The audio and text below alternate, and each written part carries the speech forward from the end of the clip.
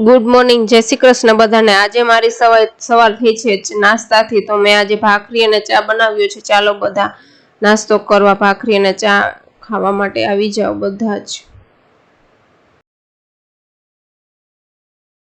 તો ફ્રેન્ડ્સ, આજે હું બનાવવા જઈ રહી છું જીરા રાઈસ। તો એના માટે જો સૌપ્રથમ ભાતને બાફવા માટે મૂકી દીધા છે અને એક સાઈડ મગનું શાક કરવું છે, સાથે મગે બાફવા મૂકી દીધા છે। તો આગળ તમે જોતા રહેજો કેવી રીતના જીરા રાઈસ બનાવવું। આપણે હવે જો બફાઈ ગયા છે ભાત, આપણે જીરા રાઈસનો વઘાર માટે આપણે સૌ પ્રથમ કઢાઈમાં આપણે તેલ નાખીશું।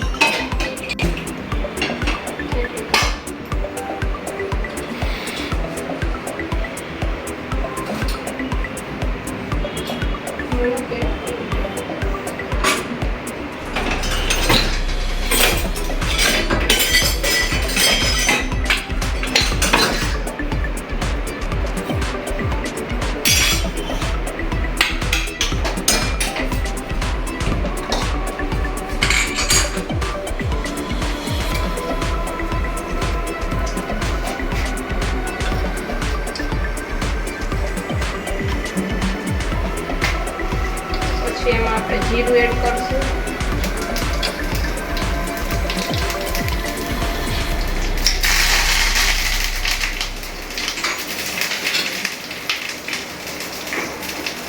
હવે એ વઘારને આપણે આમાં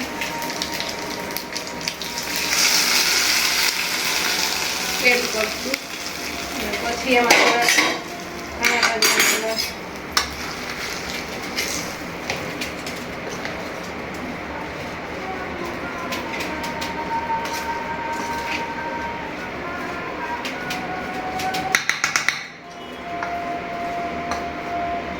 એમાં ધાણા ભાજી ઉપરથી એડ કરશું। થઈ ગયા આપણા જીરા રાઈસ। ચાલો બધા જીરા રાઈસ ખાવા। જો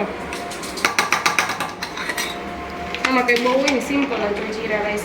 જીરા રાઈસ બની ગયા છે ને અમે બધા જમવા બેસી ગયા છે। તો જમવામાં આજે મગનું શાક છે, જીરા રાઈસ છે, સલાડ છે, રોટલી છે અને છાશ છે। તો અમે બધા જમવા અત્યારે બેસી ગયા છીએ। તમે પણ ચાલો જમવા બધા, જીરા રાઈસ ટેસ્ટ કરવા ચાલો બધા।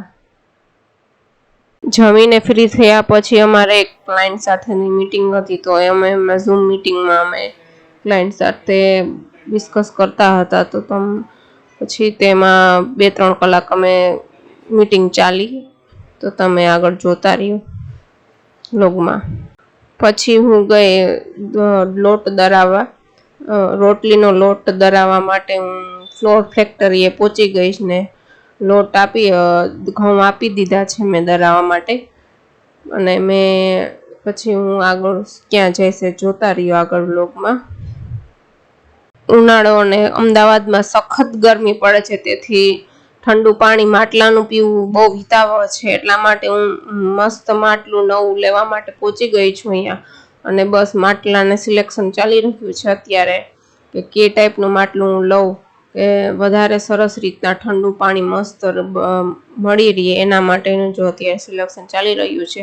આગળ જો મેં કયું માટલું અને કેવા ટાઈપનું માટલું લીધું છે। માટલું લઈને ઘરે આવી ગઈ છું। ઘરે આવીને પહેલા મેં એને સાફ કર્યું બરોબર, કેમ કે માટી અંદર હોય એને બરોબર કાઢી નાખી છે। અને પછી મેં માટીને સાફ કરીને મસ્ત રીતના એકદમ સાફ કરીને માટલું તૈયાર કરી નાખ્યું છે। અને હવે હું એમાં પીવા માટેનું પાણી એડ કરીશ।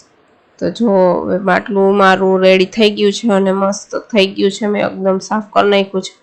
હવે હું એમાં પાણી નાખીને પાણી પીશ। તો ચાલો બધા તમે ઠંડુ પાણી પીવા માટે ચાલો મારી સાથે। તેજસ અને રાજુ ઉનો રમી રહ્યા છે, ઉનાળામાં ઉનો રમી રહ્યા છે આ બે, અને મસ્ત કલરના પત્તાથી ઉનો રમી રહ્યા છે। તમે જોઈ શકો છો, એક કે લાલ ને એક કે પિંક ને એક કે બ્લુ નાખીને એકાબીજા ઉનો કહીને રમી રહ્યા છે। ખૂબ મજા આવે છે બેયને। તો તમે જોવો પછી આગળ।